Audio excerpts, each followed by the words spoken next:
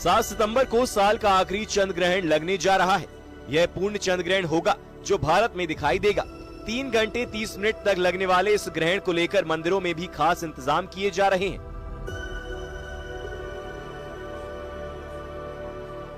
चंद्र ग्रहण 7 सितंबर को लग रहा है, जो 2025 का आखिरी चंद्र ग्रहण होगा, जिसके मद्देनजर राम मंदिर में भी ठीक दोपहर 12 बजे आरती पूजन के बाद भगवान के कपाट राम भक्तों के लिए बंद कर दिए जाएंगे।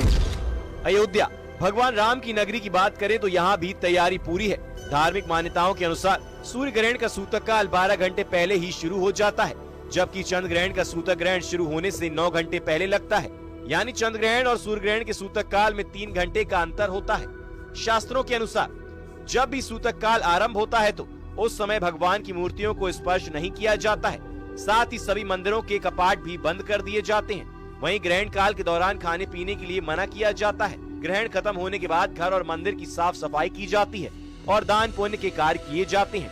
इसलिए 7 सितंबर को दोपहर 12:58 से पहले भगवान रामलला के मंदिर सहित अयोध्या के सभी मठ मंदिर बंद हो जाएंगे।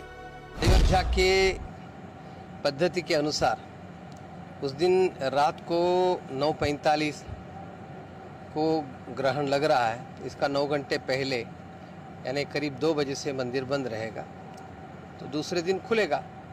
तो स्वाभाविक रूप में मंदिर की पद्धति जैसा है अयोध्या का वैसा चलेगा। चंद्र ग्रहण के समय शास्त्रों में कुछ सावधानियां भी रखने की बात कही गई है, जैसे घर के अंदर रहें और ग्रहण को ना देखें।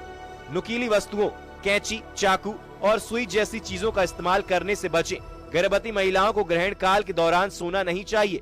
ऐसे में संतों की श्रद्धालुओं से अपील है कि ग्रहण काल में घर पर भगवान का भजन कीर्तन करें। ग्रहण के जो नियम है, 9 घंटा पहले सूतक लग जाता है और 9 घंटा पहले ये प्रयास होना चाहिए हर जनमानस का कि उस समय में भोजन, शयन इत्यादि जो है ये सब वर्जित हैं।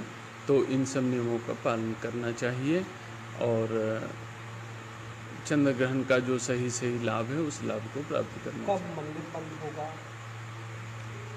जो ग्रहण का काल होता है उस ग्रहण के काल में जो है वो जप, तप, मंत्र का ध्यान, स्नान ये सब जो है वो 10 गुना फलदायी होते हैं। उधर वाराणसी में भी चंद्र ग्रहण को लेकर विशेष व्यवस्था की गई है।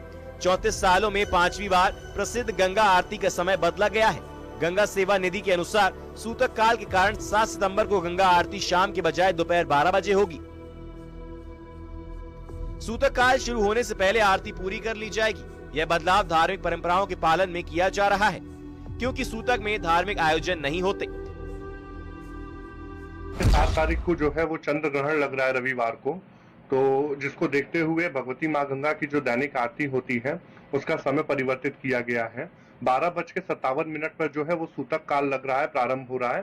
तो भगवती माँ गंगा की आरती जो है उससे पूर्व संपन्न करा ली जाएगी और प्रातः जो सुबह की आरती होती है वो अपने समय से सूर्योदय के समय उसी तरीके से होगी। बाकी जो आरती है वो सारी पूरी परंपरागत तरीके से उसका निर्वहन होगा 7 तारीख को। अब यहाँ एक सवाल ये भी उठता है कि जब ग्रहण खत्म हो जाता है तो क्या करें?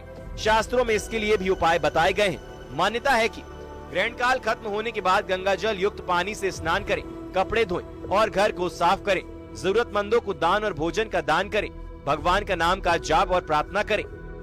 भारत में यह ग्रहण दिखाई दे रहा है, इसलिए इसका सूतक भी माना जाएगा। ग्रहण काल का सूतक 9 घंटे पूर्व चंद्र ग्रहण का लग जाता है, तो मध्याह्न 12:58 पर सूतक आरंभ होगा।